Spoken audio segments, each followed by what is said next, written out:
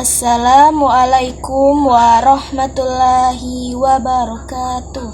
Halo semuanya, perkenalkan nama saya Sherly Marlinton dengan NIM 856891492 dari Fakultas Keguruan dan Ilmu Pendidikan, Prodi S1 PGSD.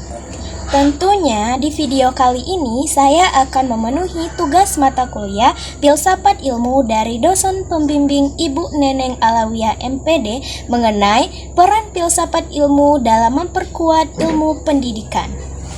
Saya akan menjelaskan hubungan timbal balik antara filsafat ilmu dan ilmu pendidikan. Hubungan ini bersifat saling memperkuat agar pendidikan benar-benar menjadi ilmu ilmiah yang bermakna dan bernilai.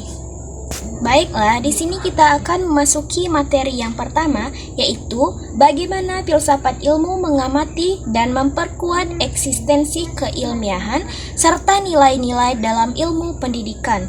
Filsafat ilmu berfungsi sebagai landasan reflektif yang mengamati hakikat ilmu pendidikan. Pertama, filsafat ilmu menguatkan eksistensi ilmu pendidikan dengan menjawab pertanyaan ontologis, yaitu apa hakikat pendidikan itu. Dengan demikian, pendidikan tidak dipandang hanya sebagai praktik mengajar, tetapi sebagai suatu bidang kajian yang memiliki objek, ruang lingkup, dan hakikat tersendiri.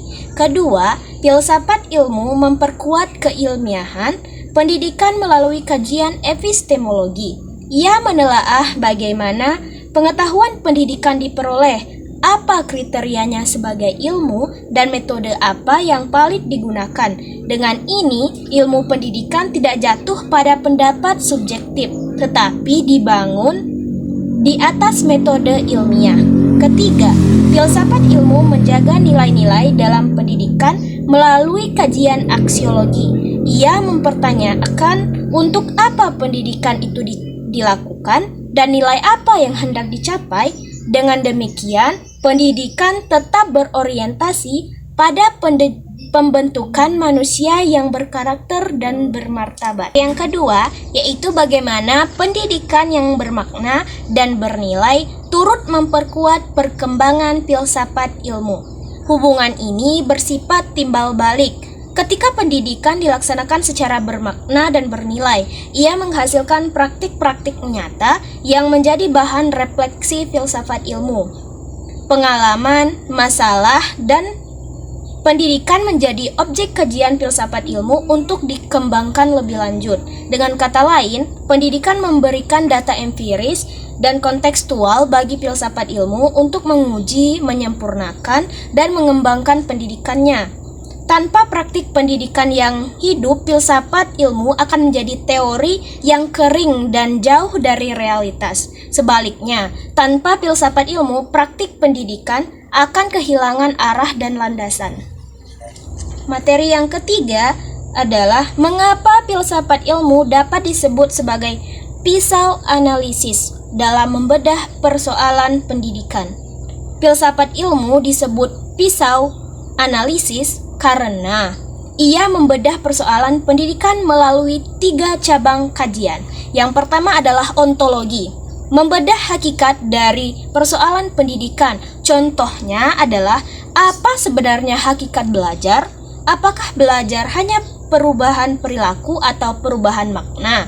Dan yang kedua adalah epistemologi, membedah cara kita mengetahui dan membenarkan pengetahuan dalam pendidikan. Contohnya, apakah metode ceramah diskusi atau proyek lebih valid untuk mencapai tujuan belajar tertentu? Yang ketiga adalah aksiologi, membedah nilai dan tujuan dari persoalan pendidikan. Contohnya, untuk nilai apa kurikulum ini dibuat? Apakah untuk menghasilkan manusia produktif, kritis, atau berakhlak? Dengan 3 pisau analisis ini, persoalan pendidikan tidak diselesaikan secara dangkal, tetapi dibedah secara mendasar dan sistematis. Materi yang terakhir adalah materi yang keempat, yaitu contoh konkret penerapan filsafat ilmu dalam praktik pendidikan.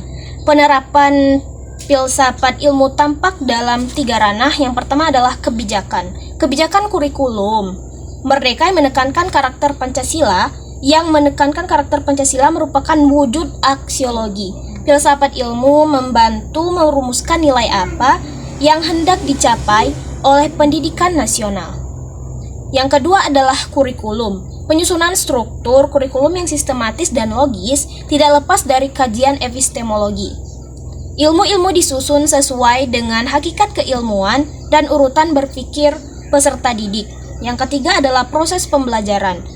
Ketika guru memilih metode pembelajaran berbasis masalah, ia telah menerapkan ontologi tentang hakikat belajar sebagai proses konstruksi makna, bukan hanya transfer informasi. Dengan demikian, ilmu tidak hanya ada di tataran teori, tetapi menjadi jiwa yang mengarahkan setiap praktik pendidikan agar lebih berilmiah, sistematis, dan bernilai. Singkatnya di sini adalah filsafat ilmu dan pendidikan adalah dua sisi mata uang. Filsafat ilmu memberi arah, landasan, dan pisau analisis bagi pendidikan, sementara pendidikan memberi ruang nyata bagi filsafat ilmu untuk berkembang. Terima kasih.